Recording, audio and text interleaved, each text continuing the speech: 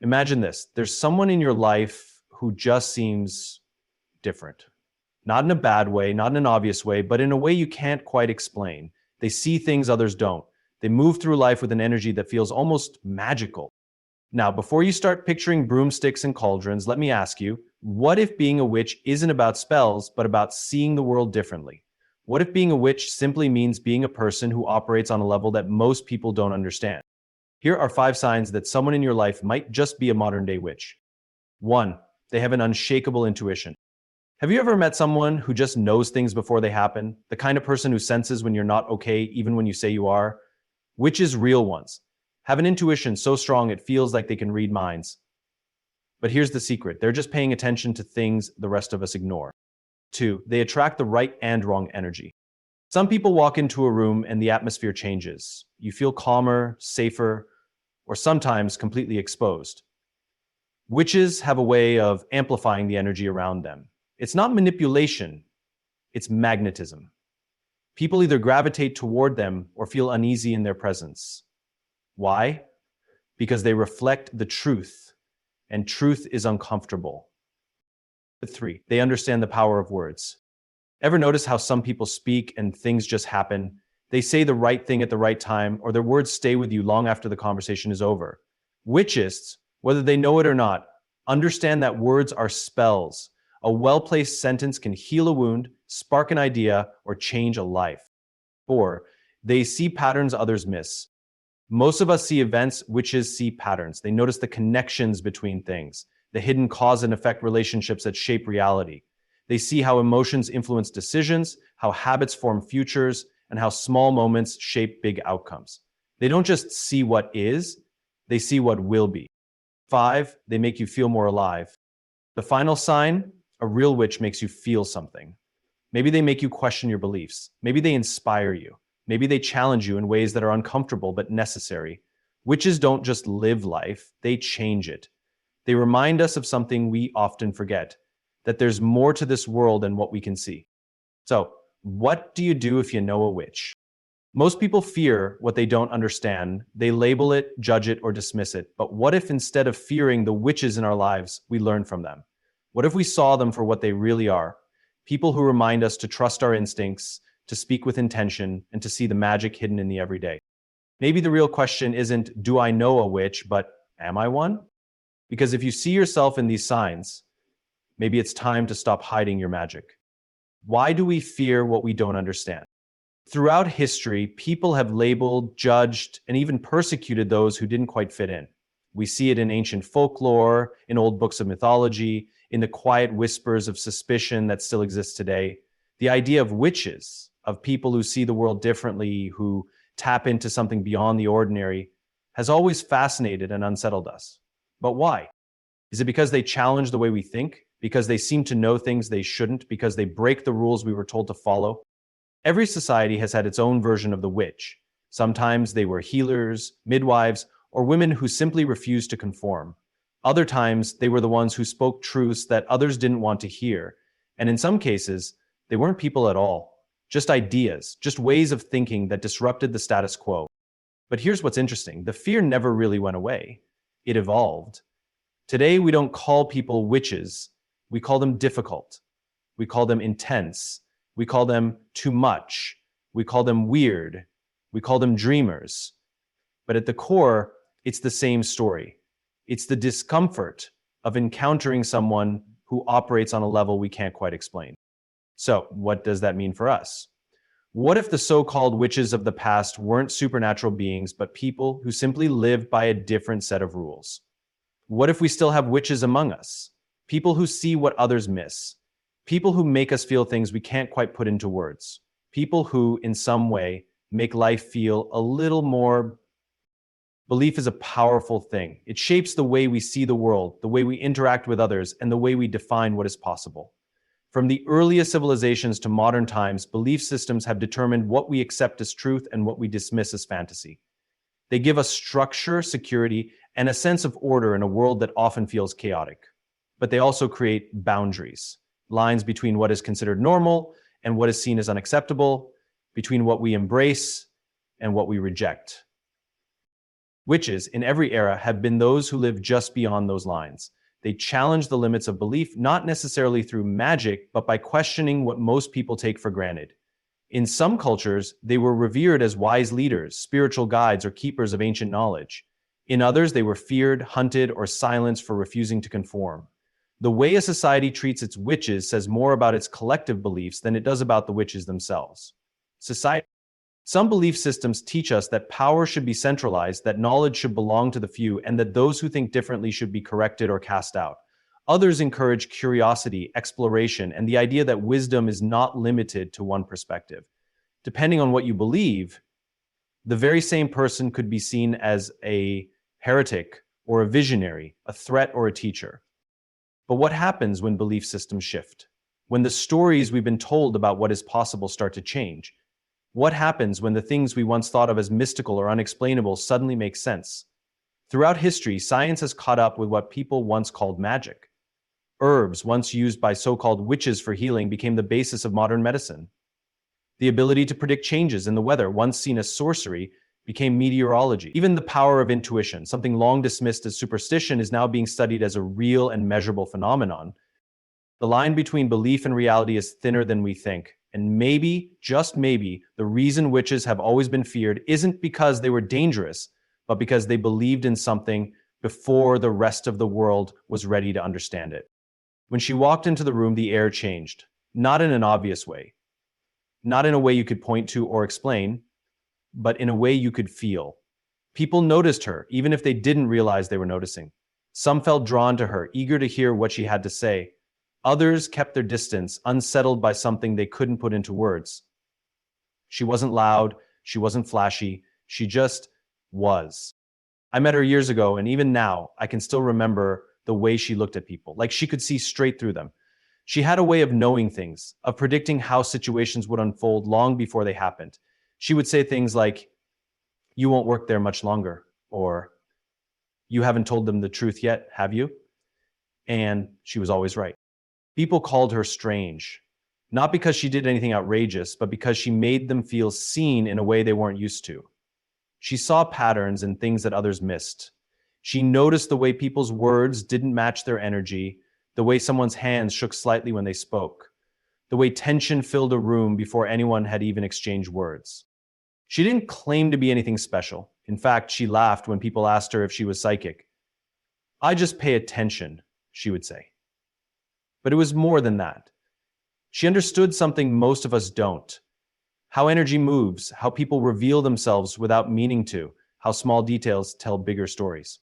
One day, I asked her how she always seemed to know. She shrugged. "I don't know," she said. "I just listen, not with my ears, with everything."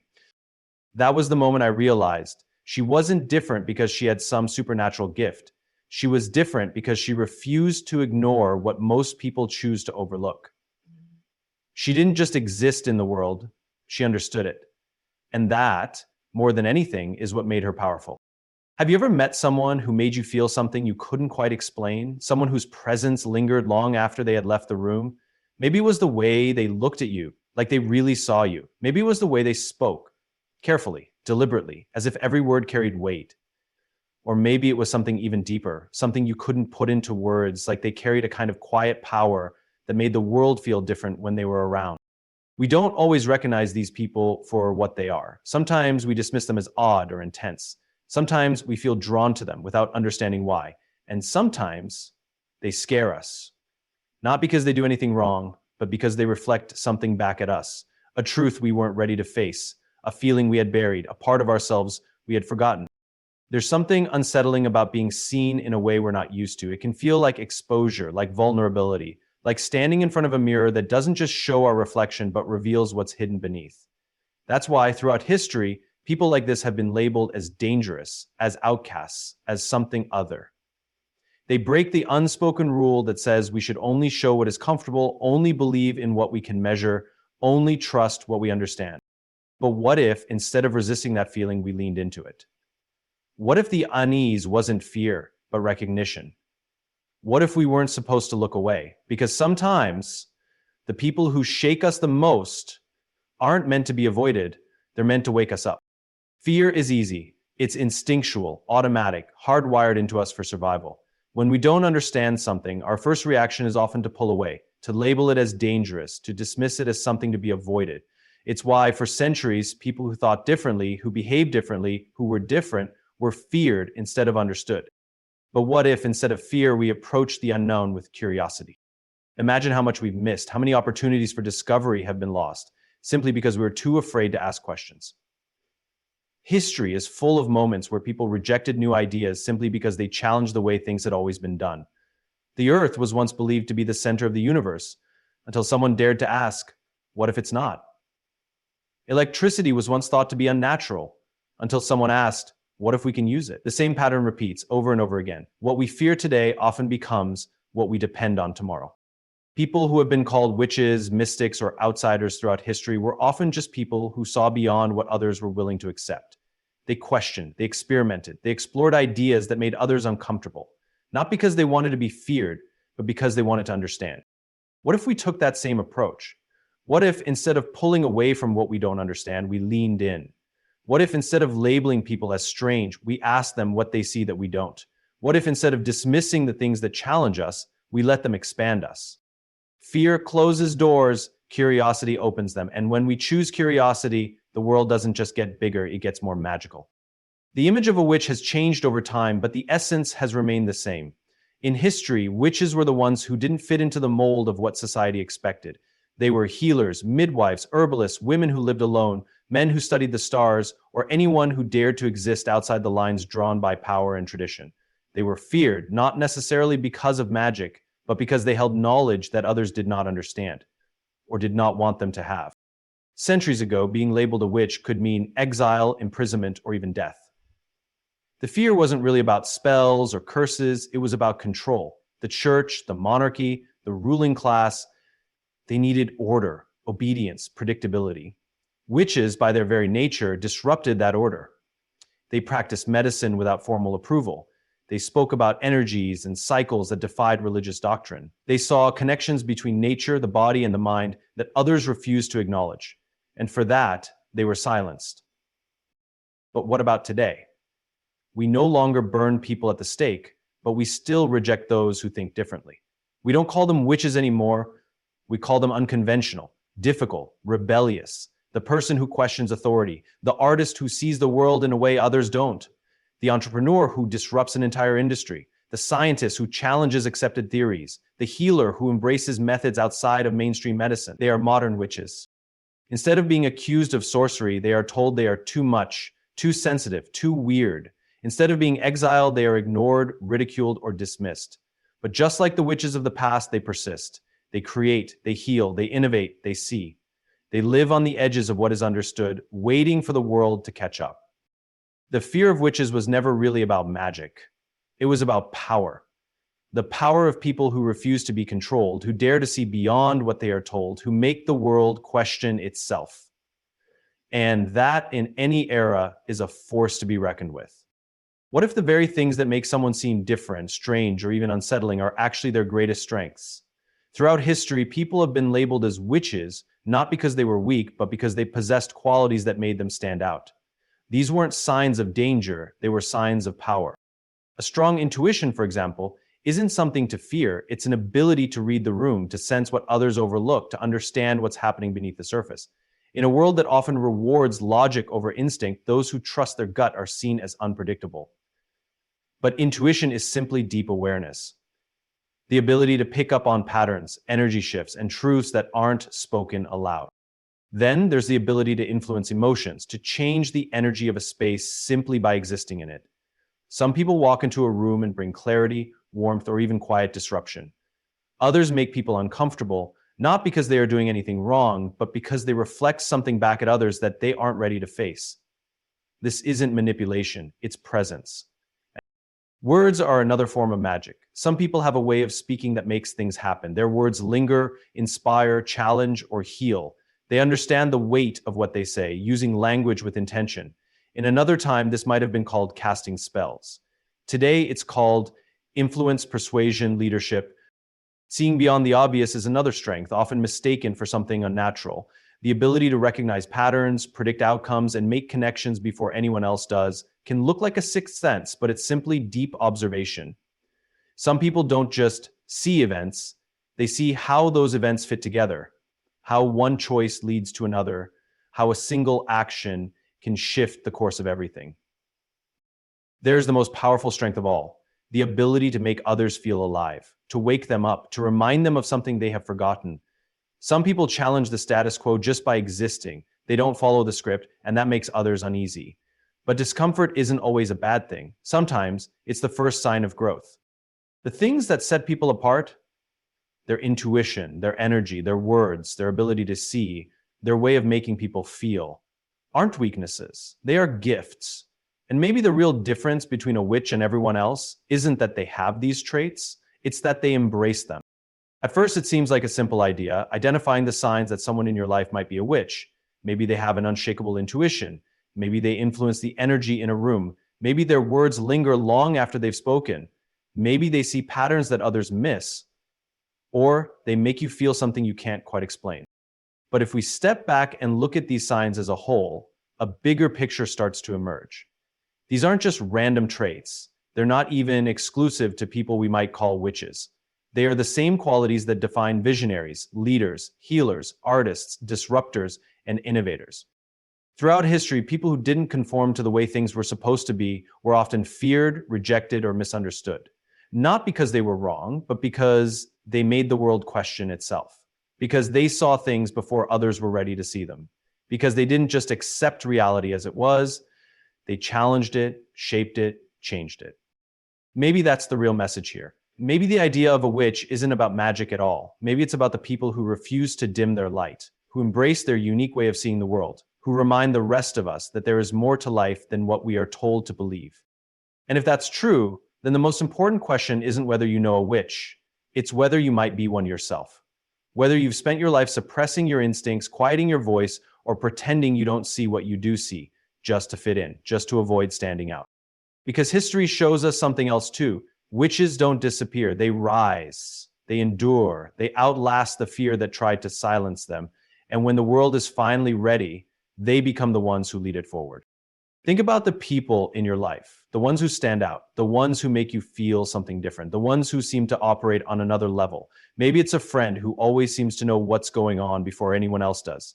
Maybe it's a colleague who has an uncanny ability to read the energy in a room. Maybe it's someone you can't quite figure out, but you feel drawn to them, like they carry a kind of quiet power. Now, think about yourself. Have you ever had a moment where you just knew something without being able to explain why? Have you ever felt an unexplainable pull toward a certain path, a certain decision, a certain person? Have you ever said something in passing only to watch it unfold exactly as you predicted? What if these weren't just coincidences? What if the reason we recognize these signs in others is because deep down we have them too? What if we've been taught to ignore our intuition, to dismiss our instincts, to suppress the parts of ourselves that don't fit neatly into what the world expects? The truth is, we are all capable of seeing more, sensing more, being more than we allow ourselves to believe. But we hesitate, we doubt ourselves, we wonder if we're imagining things, if we're overthinking, if we should just fall in line and accept things as they are. But what if we didn't? What if instead of silencing those instincts, we followed them? What if instead of shying away from what makes us different, we leaned into it? What if instead of fearing what we don't understand, we explored it? So I'll ask again, who in your life carries that energy? Who makes you see the world differently? Who makes you feel different? And more importantly, could it be you? If there's one thing history has shown us, it's that the people who challenge the norm, who trust their instincts, who see the world in ways others don't, those are the people who shape the future. And yet, for centuries, they've been silenced, ignored, or feared, not because they were wrong, but because they were powerful. So here's the challenge. Stop ignoring what you already know. Stop second-guessing your intuition. Stop playing small just because the world isn't ready to understand you. If you see patterns, follow them. If you feel energy shifts, trust them. If your words have weight, use them wisely. If you sense something before it happens, don't dismiss it. Look at the people around you. Who are the ones quietly changing the way things work? Who are the ones asking the questions no one else dares to ask? Who are the ones making you think, making you feel, making you wake up? And then ask yourself, what would happen if you did the same? Because the world doesn't need more people who follow blindly. It doesn't need more people who suppress what makes them different. It needs the ones who are willing to embrace their power, trust their instincts, and step fully into who they were meant to be. So don't wait for permission. Don't wait for the world to catch up. Stand in your truth. Own your presence. Lead with what you know. Because maybe, just maybe, you're the one we've been waiting for. So what have we really been talking about? Not just witches, not just history, not just science. We've been talking about power. The power of intuition, the power of presence, the power of seeing what others ignore, the power of embracing what makes you different instead of hiding from it. For centuries, those with this power were feared, cast out, or forced to conform. But here's the truth. The world has always needed them, and it needs them now more than ever. So whether you've recognized these signs in someone else or felt them within yourself, the message is the same. Don't run from it, don't bury it, don't wait for permission to be who you are, because the ones who trust themselves, the ones who ask questions, the ones who step outside the boundaries, those are the ones who change everything. And the real question isn't whether someone in your life is a witch, it's whether you have the courage to be one.